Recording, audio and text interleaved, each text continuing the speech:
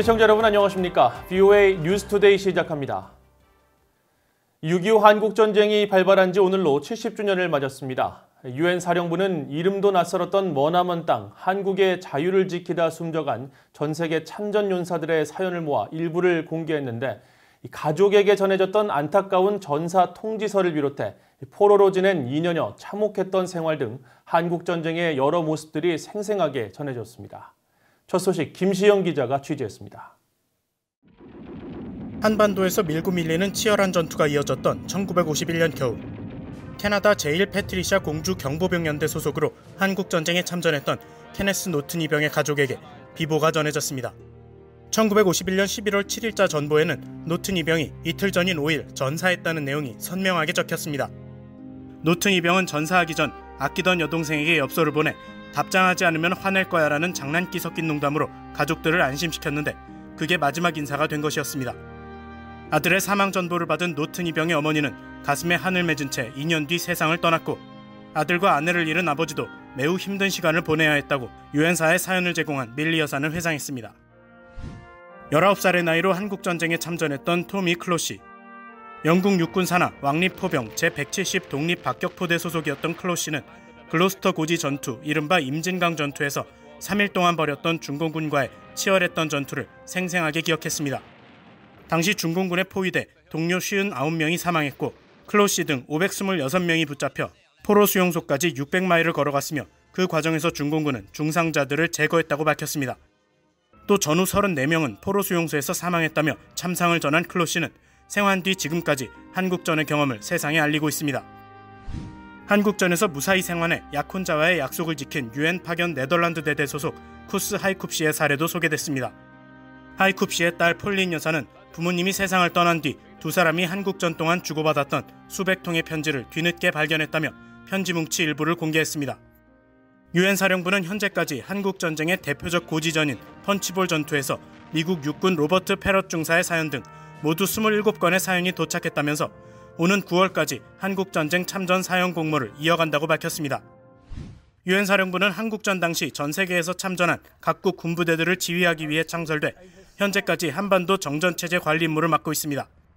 유엔 사령부는 한국전쟁 70년을 맞아 한국전쟁을 더 이상 잊혀진 전쟁이 아닌 반드시 기억되는 전쟁으로 바꾸는 것이 사연 공모의 목적이라고 설명했습니다. VOA 뉴스 김시영입니다. 마크 에스퍼 미국 국방장관과 정경두 한국 국방장관은 미한 양국 국방부가 한반도 평화 수호 의지를 확고히 하고 있으며 북한의 완전한 비핵화를 위한 외교적 노력을 지원할 것이라고 거듭 밝혔습니다. 미한 국방장관은 6.25 한국전쟁 70주년을 맞아 발표한 공동성명에서 북한은 싱가포르 미북 정상회담 공동성명과 남북 9.19 군사합의 등에 따른 약속을 준수할 것을 촉구한다면서 미한 국방부는 힘들게 이룬 한반도 평화를 수호하겠다는 확고한 의지를 갖고 있다고 밝혔습니다.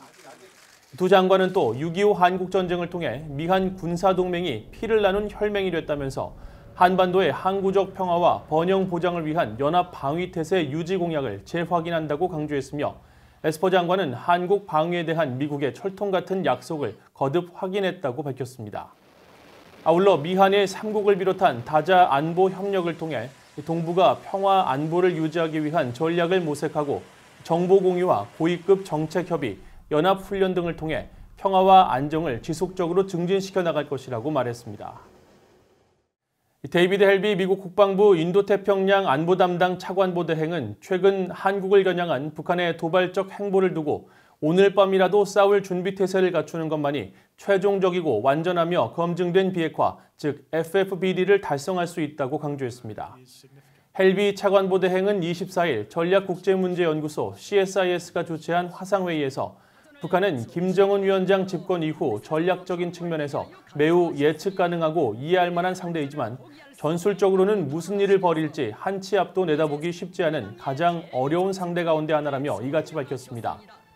그러면서 최근 한국을 겨냥한 북한의 군사적 도발 행동을 불과 수시간 전에 보류하기로 결정한 것이 대표적 사례라고 지적하고 이럴 때일수록 대북 감시 태세를 구축하고 어떤 위험에도 대처할 수 있도록 만반의 태세를 갖춰야 한다고 말했습니다. 또 한국은 70년 전 미군이 한 번도 들어보지 못한 나라와 사람들을 수호하기 위해 피를 흘려야만 했던 나라가 더 이상 아니라면서 미래의 미한 관계는 계속 한반도 방위와 대북 억지력에 초점을 두고 보다 넓은 국제적인 범위에서 영내 방위에 기여할 수 있도록 거듭날 수 있으며 그렇게 돼야만 한다고 강조했습니다. 존 볼튼 전 백악관 국가안보 보좌관이 백악관에서 있었던 일을 회고록에 담아 파장을 일으켰습니다. 그의 회고록이 공식 출간됐는데 북한의 비핵화 문제를 놓고 미북 정상 간 회담과 전후 긴박했던 상황들, 또 대북 제재 문제를 둘러싼 양측의 입장들이 담겼습니다. 함지하 기자가 보도합니다. 존 볼튼 전 백악관 국가안보 보좌관의 회고록에는 도널드 트럼프 대통령이 1차 미북 정상회담 하루 전까지 기대와 우려를 반복하는 모습이 나타나 있습니다. 정상회담 하루 전 트럼프 대통령은 볼튼 전 보좌관에게 회담 실패를 예견하다가 얼마 뒤 이것은 홍보 연습이라며 실속 없는 공동선언에 서명하고 승리 선언을 위해 기자회견을 연 다음 싱가포르를 떠날 준비가 돼 있다는 말을 했고, 또 북한의 김정은 위원장은 거짓으로 가득 찼다며 우리에겐 금요일에 가할 수 있는 300개 이상의 추가 제재가 있다라고 말한 것으로 적었습니다. 회담에서 문제가 생기면 추가 제재로 북한을 옥죄할 수 있다는 대목이었습니다. 그러나 트럼프 대통령은 정작 정상회담에선 김 위원장의 요구대로 미한 연합훈련 축소를 받아들이고 또 북한이 원하는 행동 대 행동 접근법에도 일부 동의하는 듯한 모습을 보였다는 게 볼튼 전 보좌관의 주장입니다. 같은 해 7월 6일 폼페오 장관이 북한을 방문했지만 김 위원장을 만나지 못하고 돌아오게 되자 트럼프 대통령은 신뢰 구축은 허튼 소리라며 화를 냈고, 폼페오 장관도 북한 행동이 모두 제재를 약하게 하기 위한 시도였고 전형적인 늦추기 전략이라고 말한 것으로 돼 있습니다. 하노이 회담은 대북 제재를 둔 본격적인 줄다리기 자리였습니다.